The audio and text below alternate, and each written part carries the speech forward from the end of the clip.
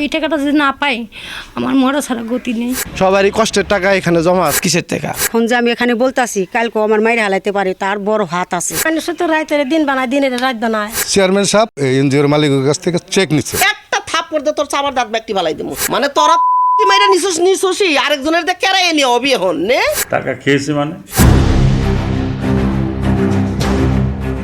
টাঙ্গাইল সদর উপজেলার রসুলপুর গ্রাম। এই গ্রামেই বাস করেন তুলসী রানী পাল। সকাল থেকে এভাবেই ছোলা পেঁয়াজ সহ বিভিন্ন ধরনের তেলে ভাজা খাবার তৈরি করেন নিজ হাতে, আর বিকালে সেসব খাবার বাজারে বিক্রি করেন তার স্বামী। এতে কোনো মতে টেনে টুনে চলে তাদের সংসার। কিন্তু বর্তমানে স্বামী সন্তানদের নিয়ে খুব কষ্টে কাটছে তার জীবন। টানাপোড়েনের এই সংসার সামলিয়ে বড় মেয়ের বিয়ে দিয়েছেন তুলসী রানী পাল, আর ছোট মেয়ের বিয়ের জন্য ৫ লাখ টাকা জমিয়ে এফডিআর করে রাখেন বাংলার মেলা সংস্থা নামে একটি এনজিওতে।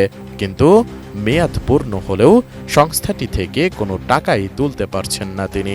এতে ছোট মেয়ের বিয়ে নিয়ে চরম হতাশাই পরিবারটি। আমি তো একটা মেয়ে বিয়ে দিছি, এখন আমার আর একটা মেয়ে রয়েছে, ওইটা নিয়ে বেশি প্রবলেমে পড়ছি স্যার। কারণ মেয়ে বিয়ের টাকাই হলো আমার সবচেয়ে মেন। আমি যদি এই টাকা হারে ফেলি, কিন্তু আমার মেয়ে বিয়ে আমি দিতে পারবো না।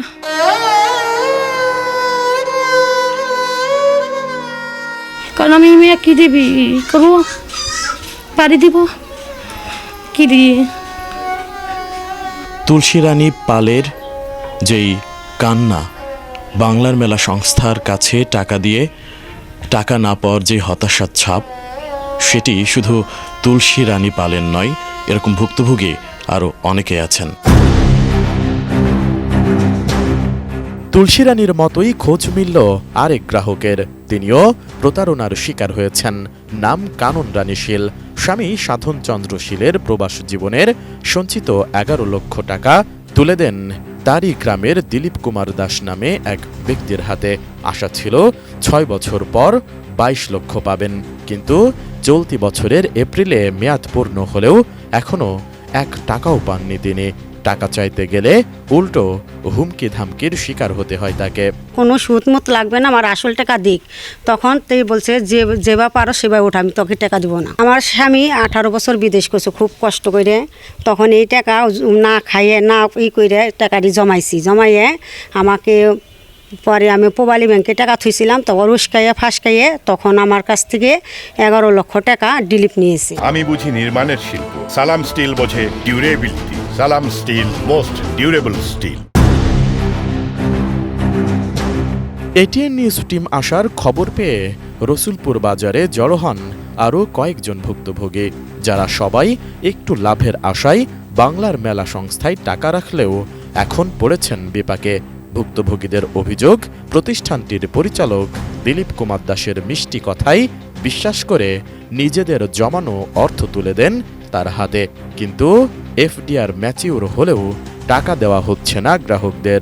আমার পিতস্থলিতে পাথর হয়েছে, আমি যে তারে বললাম যে তাহলে আমার কিছু টাকা দিন নেবো, আমি অপারেশন নেবো। পরে বললো যে আমি 1 সপ্তাহের মধ্যে আপনার টাকা দেব, এখন তো আমার একটা পয়সাও দেন। আমরা শঙ্কায় আছি যে আমাদের টাকাটা আমরা ফেরত পাবো কিনা, উনি পালাতেও পারে, এরকম একটা শঙ্কা তৈরি হয়েছে। সবাই তো আমরা অসহায়।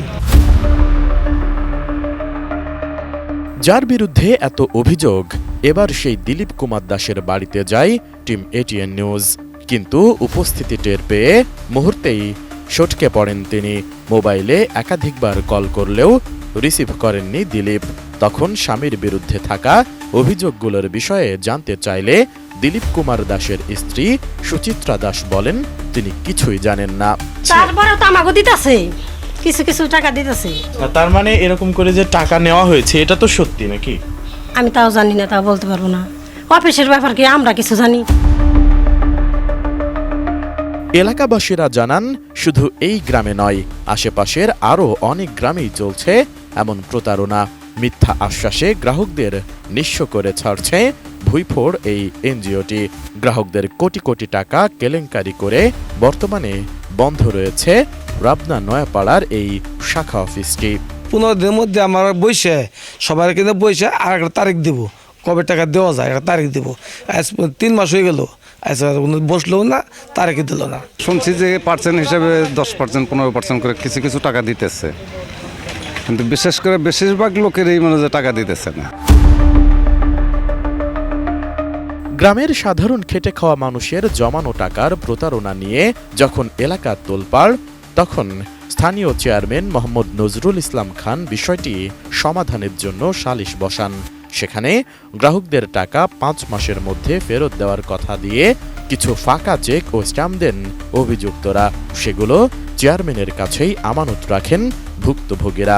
কিন্তু অভিযোগ উঠেছে সেখান থেকে 4টি ফাঁকা চেক গোপনে অভিযুক্ত দিলীপকে দিয়ে দিয়েছেন চেয়ারম্যান। দিলীপ দা বলে যে এই মাপ ধরে চাপ দিছিল, অমুকের এত দিলাম, এই মাপ ধরে চাপ দিল, অমুকের এত দিলাম। চেয়ারম্যানে বলল অমুকের 3 লাখ দিলাম, 4 লাখ দিলাম। আমার যে চেক চেয়ারম্যানের কাছে রাখছি, সেই চেক এলো দিলীপের 4টা চেক চেয়ারম্যান সাহেব দিয়ে দিছে। চেয়ারম্যান সাহেব এনজিওর মালিকের কাছ থেকে চেক নিচ্ছে পাবলিকরে দেওয়ার জন্য। তাদের চেকও দিতেছে না, তাদের টাকাও দিতেছে না। কি কারণে গ্রাহকদের চেক তাদের ফেরত না দিয়ে উল্টো অভিযুক্তকে দিয়েছেন চেয়ারম্যান জানতে চাইলে প্রথমে তিনি চেক দেওয়ার কথাটি স্বীকার করলেও পরবর্তীতে তা অসত্য বলে দাবি করেন। এটা যদি কেউ বলে যে দেব না, সে বুঝতে ভুল করছে। দিলীপ বাবুকে আপনি চেক দিলেন কেন? এটা যারা আমাদের সাথে ভোটে ছিল সবাই মিলে যাতে দিলীপ বাবুর টাকাটা উঠে জনগণের টাকাটা দিতে পারে। চেকগুলো দিল দিলীপ এবং রফিক মিলে আপনাকে, মানে আপনাকে গ্রাহকদেরকে, এবং গ্রাহকদের চেক আপনি নিলেন, আমি নেই নাই, তারা আপনাকে দিল আমানতদার হিসেবে। এই চেকগুলো থেকে আপনি আবার দিলীপ বাবুকে 4টা চেক দিয়েছেন। না, দেননি, ওইটা অসত্য। চেক বেটা তুই নিছস, তোর জিম্বায় রাখছি, তুই কেন চেক 9-6 করে আরেক মালিকরে দিবি? আর আমি সেদিন চেকের কথা বললাম, ওরা গেছিল, বলছে যে আমার বুকে যদি গুলিও করো তাও আমি দিলীপের চেক দেব না। জেলা সমাজসেবা কার্যালয়ে গিয়ে জানা যায় 2004 সালের জুন মাসের 9 তারিখে নিবন্ধন পায় বাংলার মেলা সংস্থাটি। তবে ঋণ কার্যক্রম নয়, বরং স্বেচ্ছামূলক সমাজ কল্যাণ প্রতিষ্ঠান হিসেবে তাদেরকে নিবন্ধন দেওয়া হয়েছিল বলেই জানান এই কর্মকর্তা। বাংলার মেলা একটি নিবন্ধিত স্বেচ্ছাসেবী সংস্থা। এর পাশাপাশি হচ্ছে বাংলাদেশ ব্যাংক রেগুলেটরি অথরিটির যদি নিবন্ধন সনদ থাকে এক্সট্রা, তাহলে তারা ক্ষুদ্র ঋণ কার্যক্রম পরিচালনা করতে পারে। তবে ক্ষুদ্র ঋণ কার্যক্রম পরিচালনার সাথে আমাদের জেলা সমাজসেবা কার্যালয়ের কোনো সম্পৃক্ততা নাই। আমরা শুধু তাদের সেবামূলক কার্যক্রমের যে জায়গাটুকু সেটুকুই দেখে থাকি। এদিকে ক্ষুদ্র ঋণ পরিচালনার জন্য 2008 সালের 13 নভেম্বর বিএমএসকে এমআরএ সনদ দেয় micro credit regulatory authority Dhaka. কিন্তু বিধিমালা না মেনে গ্রাহকদের সাথে প্রতারণা করলে তদন্ত সাপেক্ষে অভিযুক্ত প্রতিষ্ঠানটির সনদ বাতিল করা সহ মানি লন্ডারিং এর মামলা করারও হুঁশিয়ারি দিয়েছেন এই কর্মকর্তা। আমরা শুধুমাত্র লাইসেন্স ক্যান্সেল করা বা অনুমোদন বাতিল করার মধ্যে থাকবো না। আমরা মানি লন্ডারিংয়ের যে মানে ধারা আছে সে অনুযায়ী ব্যবস্থা নিব। আমরা দুর্নীতি দমন কমিশনের যে সংশ্লিষ্ট যে ধারা আছে সেভাবে তাদের মাধ্যমে ব্যবস্থা নিব। তাদের অবশ্যই সতর্ক হওয়া উচিত যে তারা প্রতারণা করে পার পাবে না। ক্ষুদ্র ঋণ কার্যক্রমের অনুমোদন নিয়ে গড়ে ওঠা এমন প্রতিষ্ঠানগুলোর প্রলোভনের ফাঁদে পড়ে প্রতিনিয়তই নিঃস্ব হচ্ছে হাজার হাজার গ্রাহক।